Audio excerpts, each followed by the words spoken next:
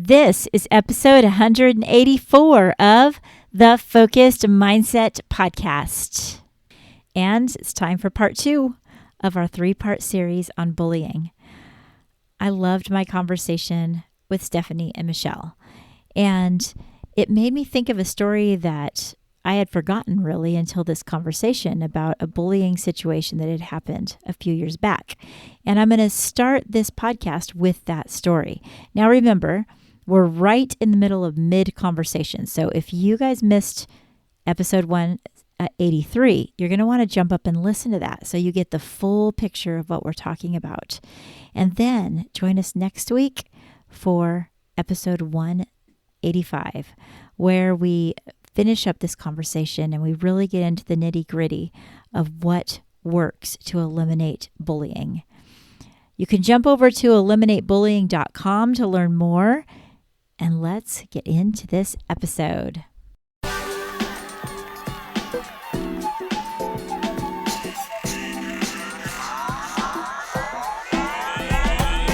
This is the podcast where you learn how to build stronger connections and have better conversations using the solution-focused approach.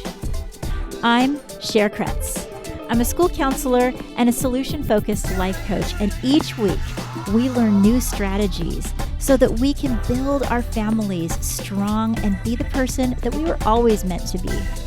You can learn more about our products and services by going to thefocusedmindset.com or hop over to Amazon to get 30 Days to Higher Hopes. Have that playing in your mind to figure that out. I remember one time I walked up to my office at another school I was at, and the kids were lined up getting ready to go inside. And one boy who at that time was looked at as the bully was saying, "Stop it or else, stop it or else." And so I just stopped and looked, and all the other kids behind them were whispering and laughing and then doing the thing to get him fired up. And they knew what it was to get him fired up. And they knew that he would eventually pop off. And so I did some digging in that room, and the mom was one that was always saying, he's being bullied, and it was kind of being written off as, no, he's the one he's the one that's a bully because he does this, that, or the other thing. And that just shows, even in that one interaction, how long did it take me to observe that, to see that there can be a total problem with the power structure where all of these kids have decided that this one kid is the one they're going to pick on. And as soon as light comes to it, it's like, what? So I think it's so important for us to understand that it doesn't matter if the kid is acting out or even doing bullying type of behavior. There could be bullying on them. And this was clearly happening. Once I dug into it, it was a serious issue. Kids were having a ton of fun making sure they could poke the bear, if you will, Yeah. Have you guys ever come across something like that, where just by identifying this, you saw that it was actually bullying that was being misdiagnosed as something else or something like that? That happens it happens all the time. And I think what you are talking about, there's a lot of misconceptions around how to define it. So hopefully you noticed when Stephanie was explaining the definition with RIP, she wasn't really talking about behaviors, but you see that a lot in the definition, like threats, gossip, rumors, like cyberbullying, or, doing stuff. And so usually the behavior itself gets defined as bullying, but we don't really tend to look at the relationship. And what you were saying, how he was like, stop it or else, stop it or else. Someone overhearing that, some other staff member could have easily have perceived that as threats. Mm-hmm. Like, oh, that's bullying behaviors because he's threatening the kids, stop it or else. Mm-hmm. But they're not looking at, okay, what's leading him to say that? What's the relationships like between the kids? And so a lot of times our staff, they might say, oh, bullying's only one-sided. So you can't get bullied. You can't be getting bullied if you're doing something back to the kids that are bullying you. That's a lot of misconception. I think that's what makes it so tricky. Like when we come in to support the site, they're like, but this can't be bullying because the kid is standing up for himself, or the kid is saying things back, or he's throwing rocks, or he's making threats. But then we have to also remember, when you look around, especially like this month when it's, the National Bullying Prevention and Intervention Month, you hear a lot of slogans like the buzzwords out bullying, right? Yeah. Like stand up to bullying, and everything is like stand strong, stand up. Right. And then you also see a lot of things out there like teaching kids comeback lines or how to stand up for themselves. Don't let anyone bully you. But then when the kiddo is responding and they're saying something back and it looks aggressive, but they're really trying to stand up and stand strong against it, then it's perceived as bullying. So that's why we don't tend to look a lot with focusing on the behavior itself. We focus heavily on the RIP. Mm-hmm. And looking at that because it doesn't wrong any one person or behavior. It says, do these 3 things exist? Yes. In that case, and in a lot of cases, there's such a strong, the power is that all of these kids look at things one way and this one kid looks at things a different type of way. Mm-hmm. And no matter what they say or do, they can't get out from under it, you know? And as a counselor, I've witnessed too many of those. I've actually said as a parent that there's very few reasons that I would change schools, because I know with my kid that I would grab my kid and take them out of a school, because I feel as though it's so important for them to learn how to deal with their social world, and that changing schools disrupts them. Yeah. But the one thing is, for me personally, is that power. And it's kind of like the only way you're going to be able to get away from this is to go somewhere else, because these kids are so pervasive. And it doesn't matter how many comeback lines he has, right, or how much he stands up to it. That power is very real. It's a real thing. Once he's outnumbered and these kids have a power over, it's not a shared power anymore, then it's unfair to expect him to be able to like address it and fix it by himself. That's right. Really actually unfair. Yeah. And and not to mention the fact that sometimes, and if you're listening to this, I'm a judge. I know that this is where we get sometimes, that they're getting advice from an older brother, sister, even parent to say, pop them. If they can't talk to you, fight back, and you're like, I get that. These are our kids. We care about them. I don't judge anybody for all of those reasons, because I get it. It's hard. I mean, our families are doing the best they can. Mm-hmm. So even though a lot of times the advice isn't helpful, it comes from a place of care. Like I can't be there with you in your class. I can't be there with you on the playground or in passing period. So I'm trying to equip you to be safe. But our schools do the same things. They mean well, but there's a whole continuum of practices that are really dominant, and it's not effective. They're running around doing a lot of things because they care about the students, but then the students are still suffering. Yeah. Yeah. So when we step back, just to kind of like think about this first subject of honoring the fact that this could be bullying or it could not be bullying. What about when somebody's saying it's bullying and it's not bullying? How do you approach that to be like, we're going to handle this differently? When you've realized, wait a minute, they're calling this bullying, but really they have the same power. How do you approach that? So first, when we're talking with parents often, and like I'm a parent, I have 4 kids, so how I talk to parents is how I want to be talked to. And I know that when there's a problem at school, I just want it to stop. I just want the problem gone. So that's why I'm calling the school to like get rid of the problem, right? So call it whatever you want. Get rid of it. Right. And that's really what it comes down to. Parents think like, I have to use the buzzword for you to take it seriously. And that's true. That's true. Everything often is bullying, and that's okay. And Michelle and I share with the parents who said, whatever the problem is, whether it's bullying, whether it's conflict, if it's something different, we will offer an intervention that will help get the problem to stop and have your kid want to come to school and feel safe to come to school. Yeah.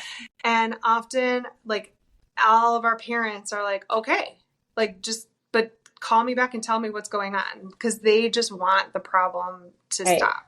Yeah. So when we explain it to parents after we're finished meeting with the kiddos, we will go and explain, how do we assess for bullying? We share the RIP definition, and interestingly enough, parents will be glad that it's not bullying, because there is still a problem, but we're going to help with a solution and an intervention. Yeah. And so they're more open to hear, oh, okay, what are you going to offer?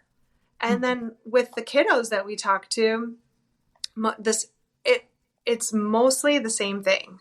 When we get down to the end of our conversation, we always share, you could probably do nothing, or we have this that we can offer you. We have this intervention, and this is what it would look like.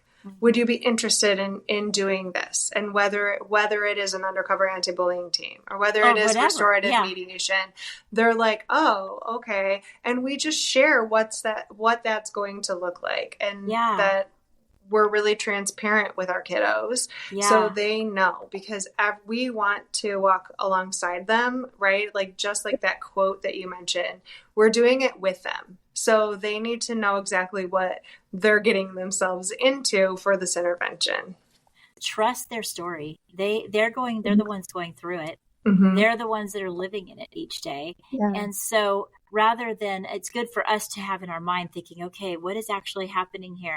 But at the end of the day, honor the fact that they're struggling, whether it is bullying or not, they're struggling. And so how can we help them? If we're talking to a parent or a family member that they just don't know what to do anymore, their kid's crying, they're upset, they're always upset about this, what would be some of you guys' advice of how they can help their kid? The first question for me is always, what happened? What's going on? And getting their story. Really picking out those feeling words and reflecting back what they're feeling and the reason behind, like the cause of what they're feeling. Yeah. So if my daughter is having an argument with her best friend every single day, they go back and forth, and she's like, Mommy, I broke up with my best friend today. What happened? Okay. Or I don't want to go to school because I'm not sure my best friend is going to be my best friend. Yeah. What's been going on? Tell me what's been happening every day at recess. Mm-hmm. So that then at least I'm prepared, or I have this little bit of background. So as a parent, I can share either with the teacher or the counselor and say, hey, can you maybe have that supervision at lunch, recess, right? Or could you pull my daughter in to have a conversation? Because maybe there might need to be a mediation. They might need to have a conversation about what's been going on, because she doesn't like going back and forth every day and wondering if they're friends or not. I kind of think that it would be, I think this is the same advice that we could give the teachers too, rather than jumping right into, all right, you guys are all heading to the office. Just take a minute to be like, what happened? And giving them a voice. That alone is huge. Now I have a voice of someone that will actually hear me where I'm at. I had an amazing teacher here that took a step back and did that recently. And I applauded her so much, because she could have gone on automatic pilot and just been like, all right, this is ridiculous. I got an email from the parent. Let's do this. But she just asked what happened. And the story that she came and told me was so much different than if she wouldn't have done it. So I think it's just that's a really important thing for us to pause on, because we forget the power of that. The problem is the problem, right? And that's not to be, Stephanie, with solution focused, we don't want to be having problem talk, right? But that's not having problem talk. That's just saying, we're not making it about you, because people automatically take it personally. That's not saying that we're focusing on problem talk, because we do want to focus on solutions, but right away letting them know what happened. That's the beginning of like what we would consider our first like part of the investigation. A traditional investigation would be like, I need evidence that this kid is getting bullied. Oh, I that's need to get true. incident statements. I need to interview everybody in the class. I need to call school police.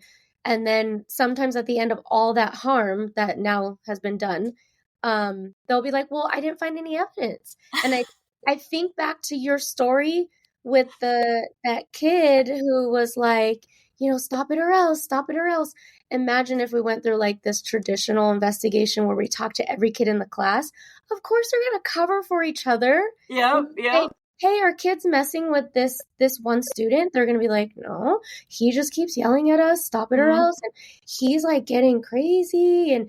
And that's what we find is when we go that route instead, like, okay, I have to verify your story first before I do something. That's when we're actually causing more damage and harm. And what we do, what Stephanie and I are saying is, no, that we have that first interview with CARE and we're validating and acknowledging what they're going through in their experience.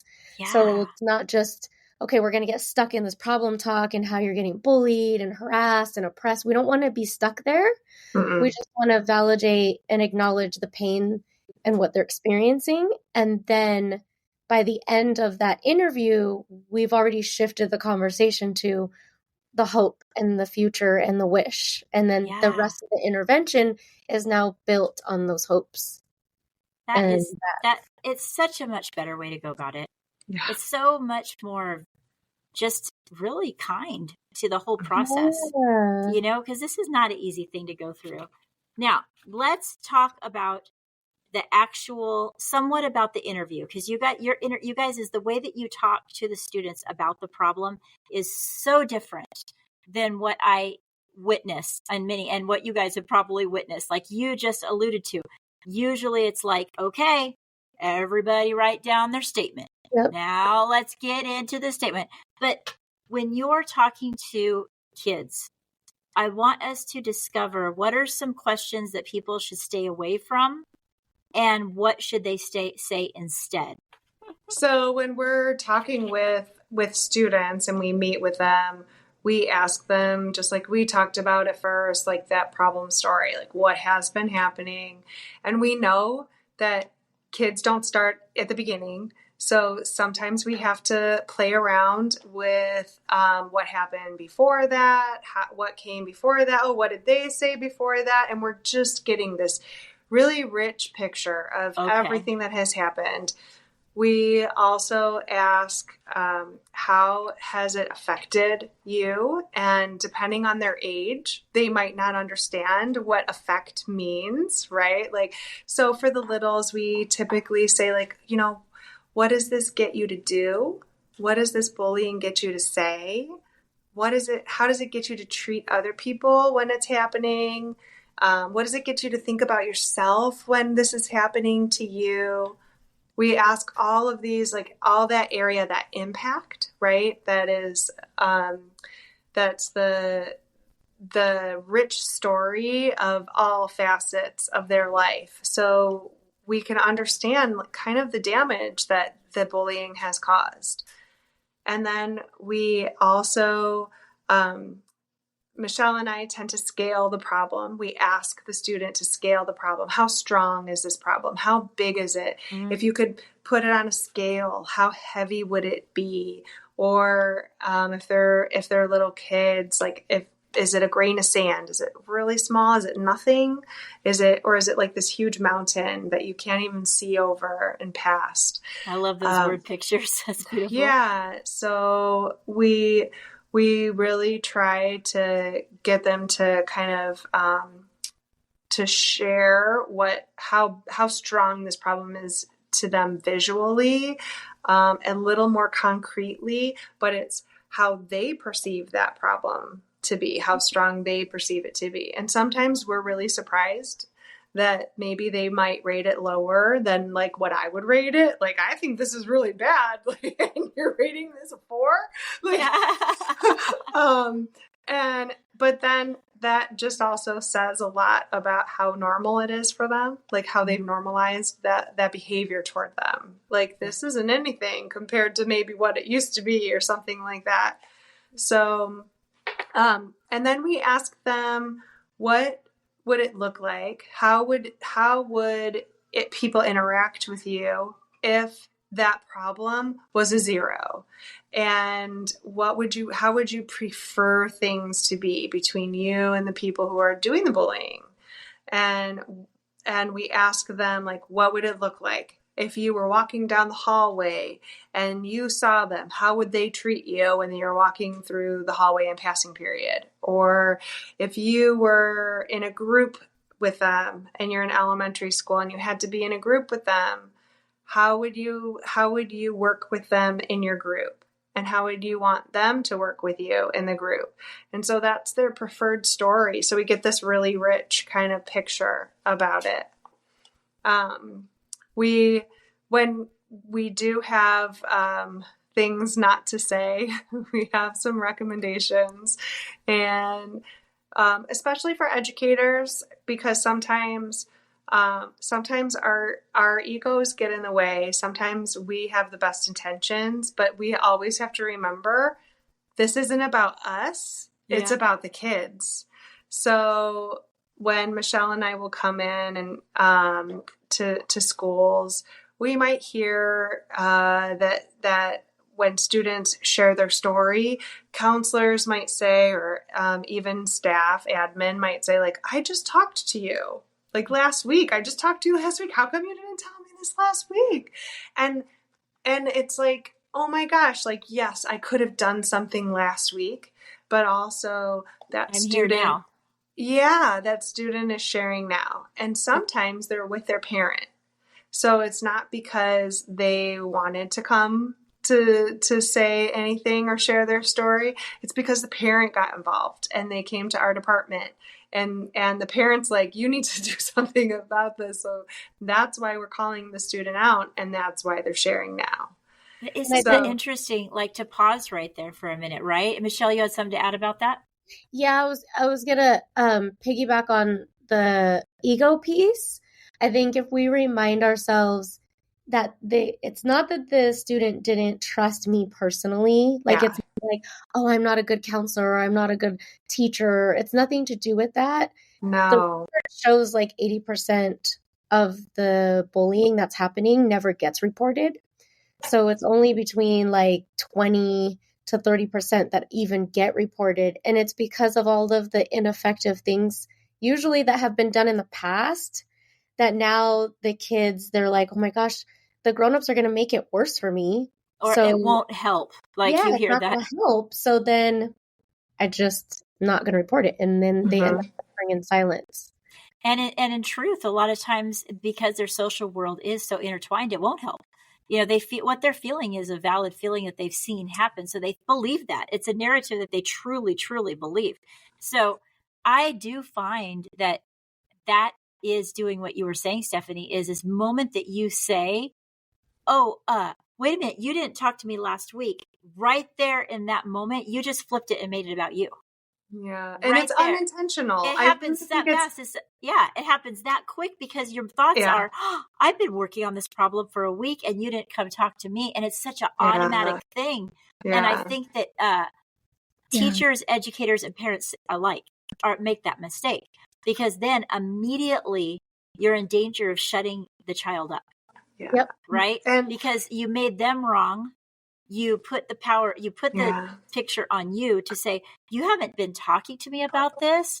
And then they're like, then the question becomes, why aren't you talking to me? Not what am I going through? Right. And it's like we derail our own conversation by doing that. Yes. Oh, and my goodness I think it's really unintentional because we're in a helping profession. We came into this profession to help and to serve, right? And so it's just like that, I think, is the piece of it. Like, I've been here. Like, I want to help you. I've been here. Job, and you didn't tell me. Yes. I mean, I think there's a time and place for that conversation. It's not just right in the moment. Like, there's probably a time to circle back and say, hey, in the future, I'm here. I'm here for you. Instead of why didn't you tell me? It's more reassuring them that I care about you. So if this happens in the future, like, please let me know. That's a lot different than like now it's almost blaming and shaming that you didn't feel comfortable to say it before. Yeah. Yeah. And it's like what you guys said. It's like it's unintentional because the intention is, oh my gosh, but that's not the way it come across to them. To them, it comes across like I screwed up and they're mad at me. And no, I didn't come talk to you. I'm a bad person, you know? So it's that alone could just derail everything unintentional. Like, so stay away from that. Like, why didn't you come talk to me? Right. So what else is another thing that people should stay away from? There's another one that people say is like, you know, they might call the kiddo out of class and they start right with, I just want to make sure that you're okay. I just want to make sure that you're fine. And so why is that wrong? Or, you know, not and again, I think this is unintentional because again, we're coming from that caring and that helping heart and that place where we're like, okay, this is my job is to help. So it's now again about me because I just want to make sure you're fine. Right. And then of course, the perception from the student, they're going to look at it like, okay, the agenda now is to make sure I'm okay. So now I'm feeling that pressure that I have to be okay. And what does okay mean? I mean, I'm getting bullied, but I'm alive. Does that mean I'm okay? Because I'm at school. I mean, I'm not bleeding. So does that mean I'm okay? So then now that's the focus of the conversation is you're okay, right? And especially a kid that doesn't like the attention on them. They're like, I'm okay. You know, just fine. Yeah, everyone's making fun of me last period, but I guess I'm okay. Right. Yeah. And after a minute, like, how can you ever get the story from there? Right. Like, if you start with, I'm just making sure you're okay. That doesn't even invite me to share anything that's happening. Anything. That is so true. Yeah. That's so true. I'm sure I've made that mistake. I'm sure I made both of those. And I'm so glad that I could be more intentional. But even with all of our best intentions, we could slip into being that. And then it's like a matter of catching ourselves. And it's a matter of being like, okay, that didn't send the right message. It wasn't, I didn't mean to, but I'm going to send a different message moving forward. Right. And what should we say instead? When it flows through our mind where we're like, I just want this kid to come in and I want to see if they're okay. What's a better way? How are we going to figure that out without saying, I want to make sure you're okay? You can ask. Go ahead. You guys are both like, who's going to say it? Who's going to say it? Let me say These are such a great team. I love it. So we stick to open-ended questions that just invite possibilities instead of just closed yes, no kind of responses. So we always go back to what Stephanie was saying, like, you know, what's going on? What happened? Tell me how the kids are treating you. So that way, regardless of if their day is okay or if it's not okay, we are letting them know that it's okay to share that with me because I just want to know how things are going, whether it's great or whether it's not great. Okay. I'm curious and I want to know. If they think I want to find out if they're okay, and the way I go about that, what open-ended question can I ask them? Yes. You know, that's a really good thing to throw as a reminder, you know? So what about the other one we spoke to that's so true? What can we say instead of, you never talked to me about this before, like to stop it, but also we already kind of talked about that, but what are some ways that we can approach the situation when we do feel a little triggered? Well, I think part of that is taking a deep breath and remembering, just like you said, Cher, it's about the student, right? And these are kids. They're like K-12 students. We are adults, and they're coming to us and they're sharing this like horrible thing that's happening to them or things that have been happening to them.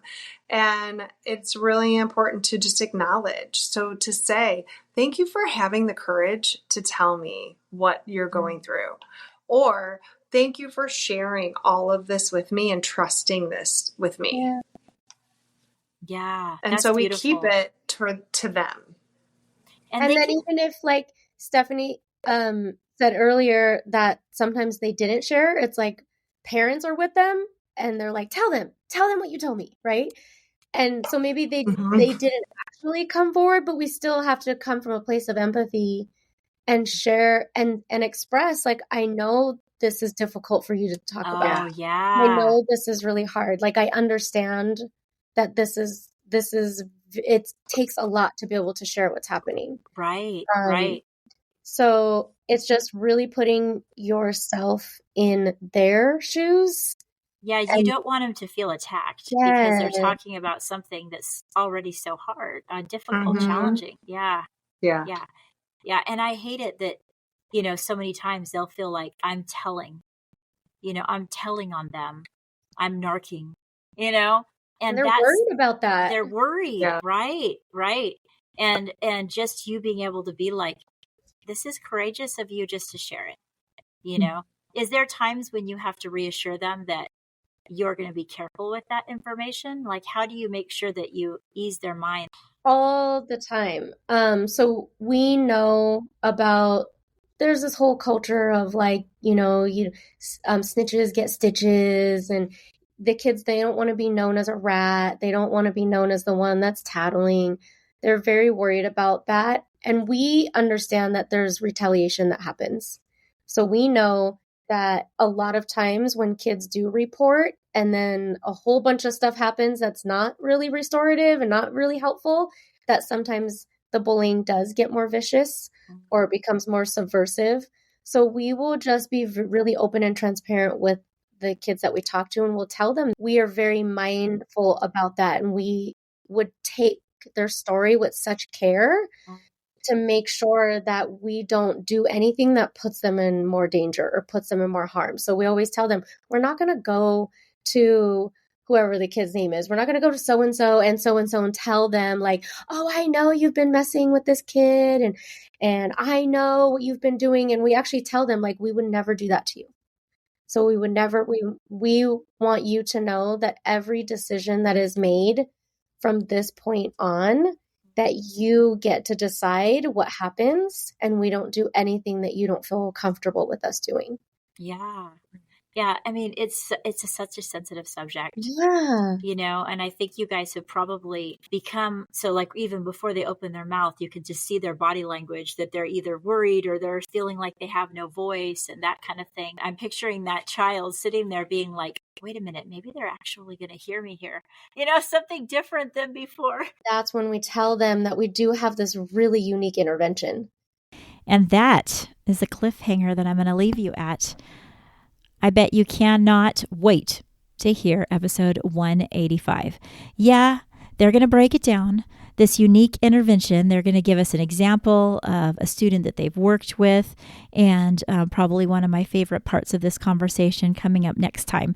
But for now, it's so amazing for us to learn the type of sensitivity that we need to have when we're dealing with a child's story and what goes into the process of building trust.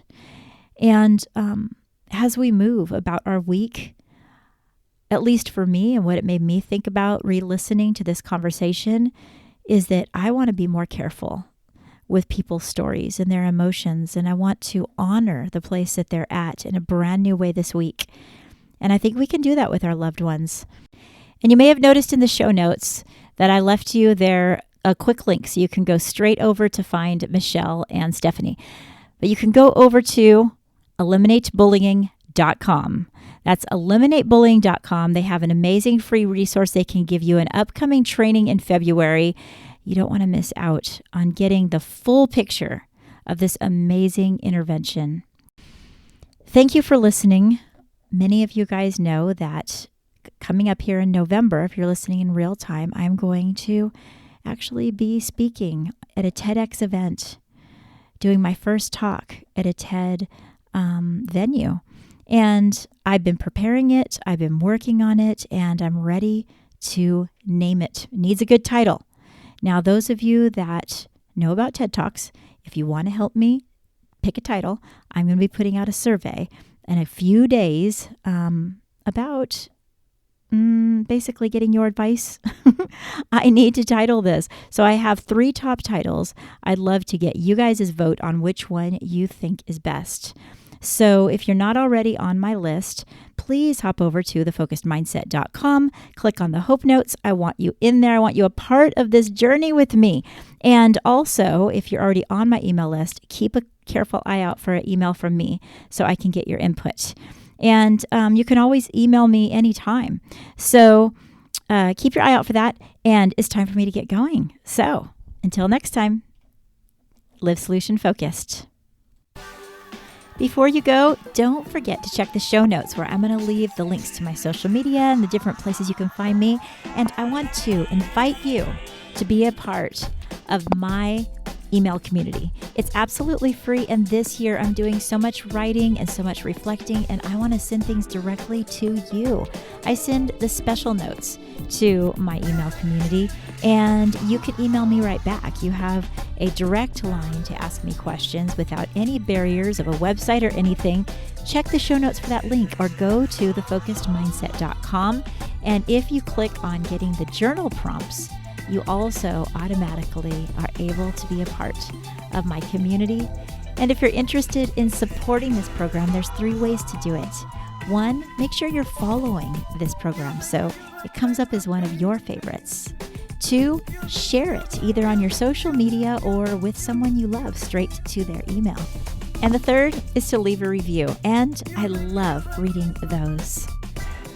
By supporting this program, we're helping people be solution focused. See you next week.